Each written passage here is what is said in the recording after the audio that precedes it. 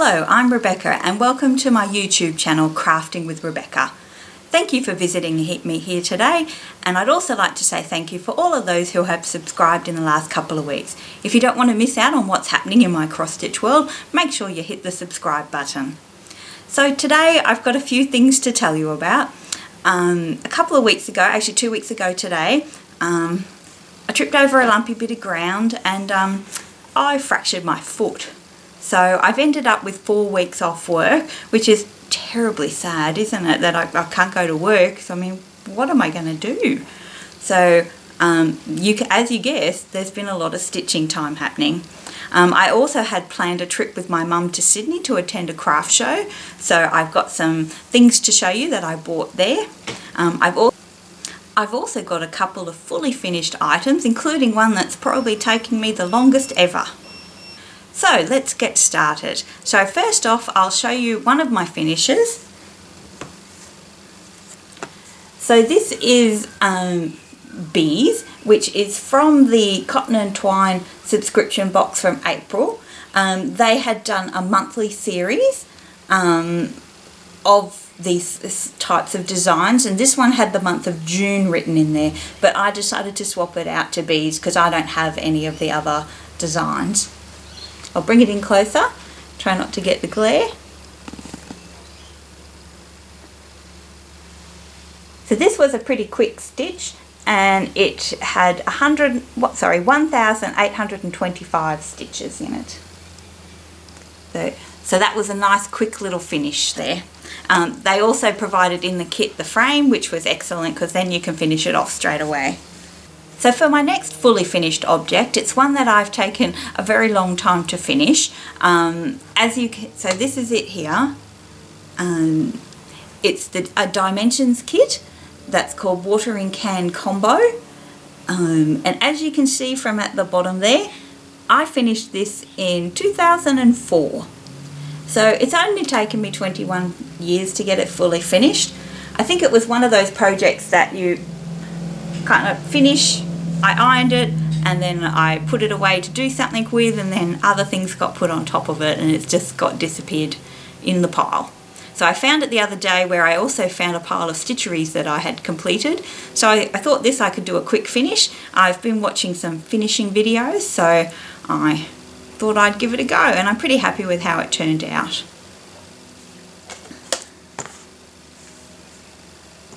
So I'll get on to my whips now for my works in progress, and someone is sitting on them, so let me just go kick him off it. So now that I have my assistant down here helping me show them to you, and rather than sitting on them, I will start off with my peppermint purple black work 52-week sale. So we've done at the bottom here these bottom 2 squares here. Aren't they looking fantastic? As always, I can say I just love doing this, and I can't wait for each Monday evening when the next one comes down.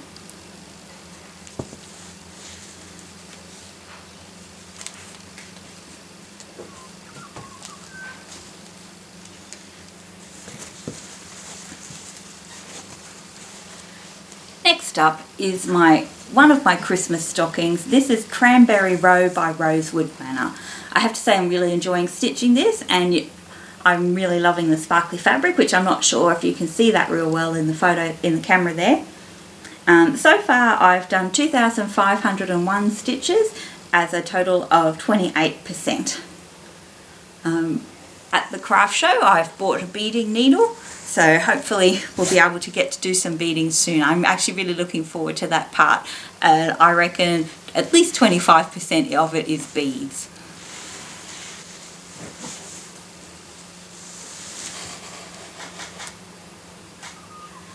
Next up is one I actually finished this week and then started another one. So I'll show you the one that I finished first. So I did finally finish the mini mandala, which I took with me to the craft show. Not to do at the craft show, just to do of the evening. So this is the first one, which came out really nice. You can't really see the variegation very well on the camera, but trust me, I can see it. and that's all that matters. And then here is the second one, which I've just started. I've done this one in a different fabric, different colours. And I really like how... So for my weekend stitch, I've been working on the polar bear drum, which came in the project bag kit from Ro's Crafty Corner. So this is my first time working on black, and I have to say it's not been as hard as I thought it was. I had to do it without the sparkly thread to start with, but there is a sparkle in the tree, the trees, and this is coming on really nicely. I didn't realise until I ironed it that I've actually probably done more than half, which is exciting. So this should hopefully be finished soon, and then I actually have to do the sewing part for the drum part.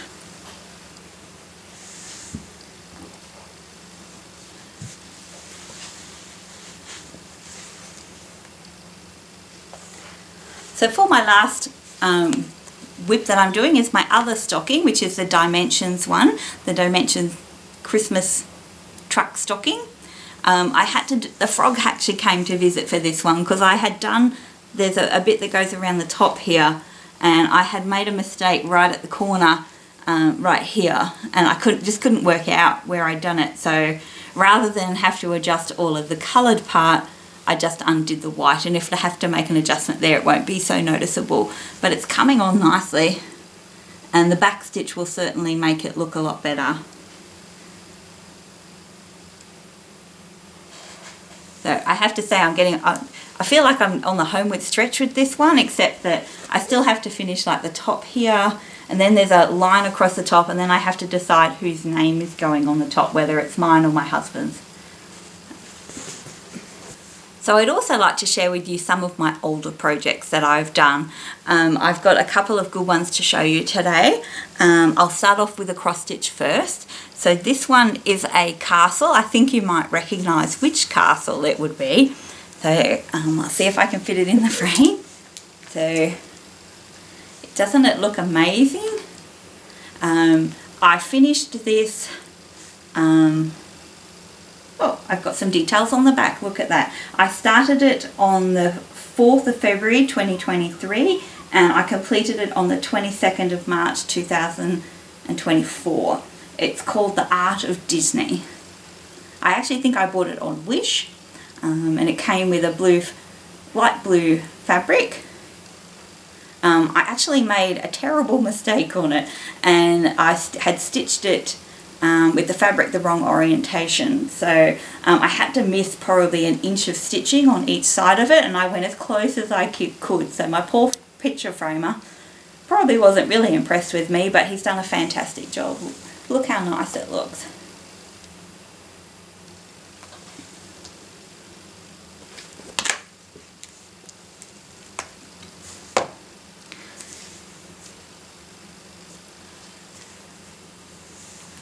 So in the theme of Sausage Man and Jodie's Rick Rack designs, I'd like to share with you a cute little bird.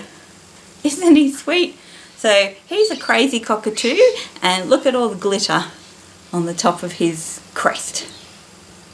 I have made a mistake on here, but I'm not going to tell you what it is. But isn't he sweet? And she has a pattern that's called Flock, and you can create all sorts of different birds with it, from budgies to galahs to cockatoos, just by changing out the colours that you use. But I have to say I love this little crazy fella, and I got to use all the glitter, because glitter is good, you know. So my next one is a little bit hard to show you. Oh, sorry bud. Sorry my love. Did I bonk you on the head? That's no good, is it? That's what you get when you sit next to Mum. 2023, my friend and I went to Japan, and I wanted to have a project that would sort of represent my trip. And I love, as you know, I love Sashiko, and I decided that I would use the Susan Briscoe's 365 Days of Sashiko book as my inspiration.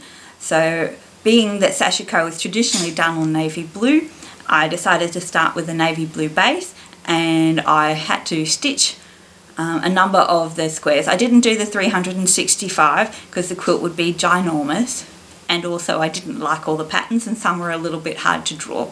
So you had to draw the patterns onto the fabric first and then stitch them. I used a variegated thread in a blues, which looks really pretty. So my goal when I was in Japan was to purchase fabrics to go with the quilt.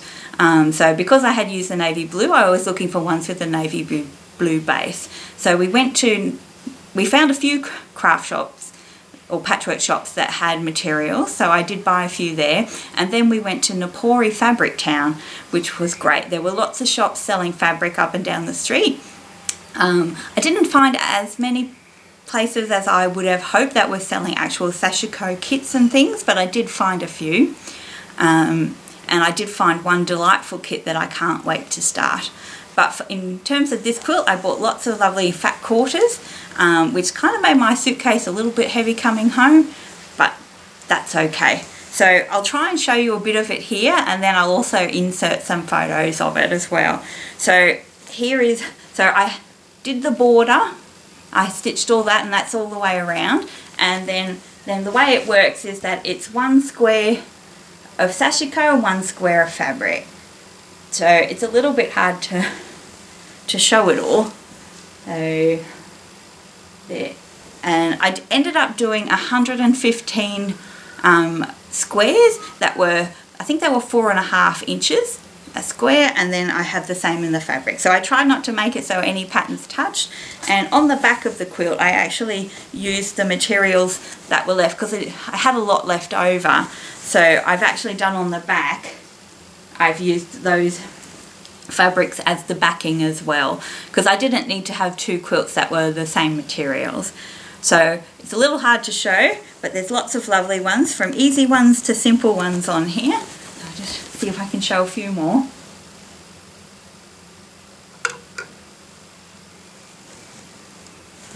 So I really enjoyed stitching that. I actually enjoyed the whole process. I enjoyed tracing on the Sashiko patterns, which you would think would not be fun, but I actually quite enjoyed it. Then stitching them was a challenge. I could get 1 or 2 squares done each night.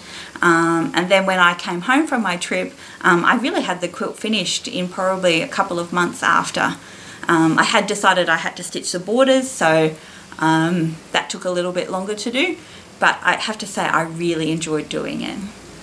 So this week, Mum and I went down to Sydney to the craft show, which is a little challenging when you've got a moon boot on your foot. And apparently stairs and walking up slopey hills can be a problem when you can't bend your ankle. But I managed fine, so here we are. So we had a good time at the show. It wasn't as big as I had hoped it would be, and there was also a display of the modern quilts, which was lovely to see. I'm not really a modern quilt person, but I can certainly appreciate the work that goes into them. So let me show you what I bought at the show. I did buy a few bits of fabric because I need to use up some for finishing. So I bought a lovely blue, which I'm using on a quilt that I had, or a panel that I had bought when I went to Alaska. This one I bought because I liked it. One of my friends tells me it's a cheetah fabric because it's already got the print in it. I don't care if it's cheating, I just liked it. This one I had contemplated using for a recent finish. I'm not sure if it will suit, but it's rather cute anyway because it kind of looks like cross-stitch flowers.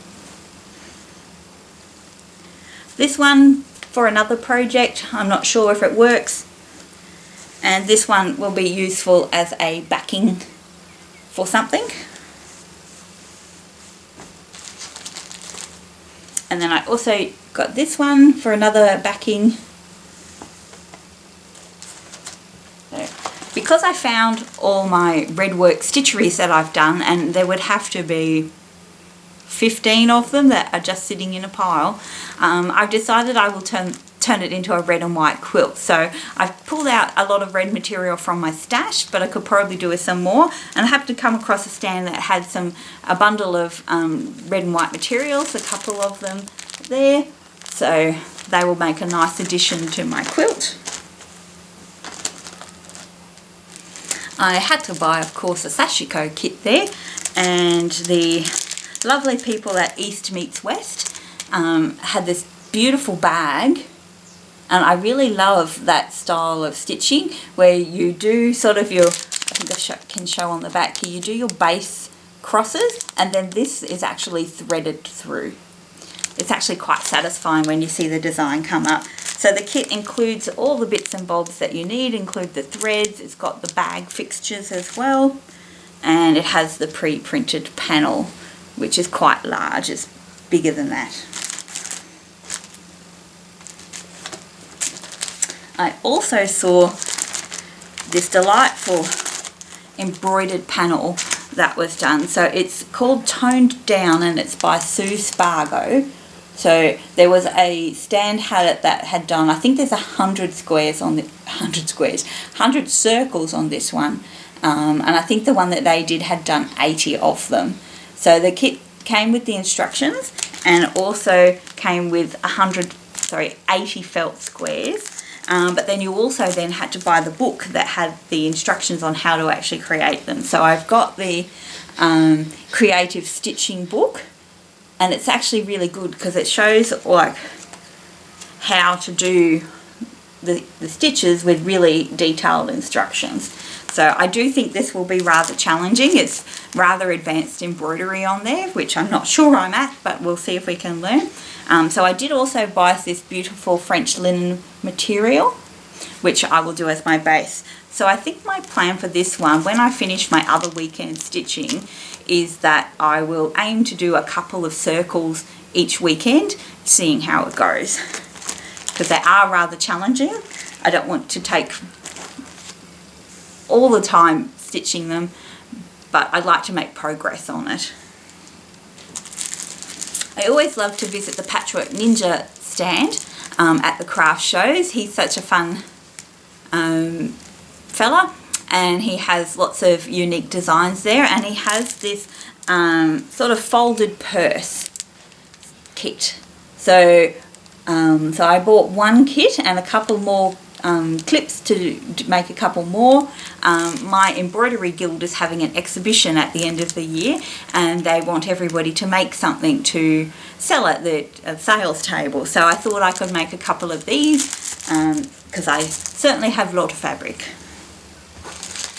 There's another stand that I always see at the craft shows, and they actually do sell pre-made cross-stitch items, but it's run through a church of some denomination, and it helps to support women in Southeast Asian countries to create an income for their families. So they make little Christmas ornaments, and look at this. Isn't that just the sweetest little truck?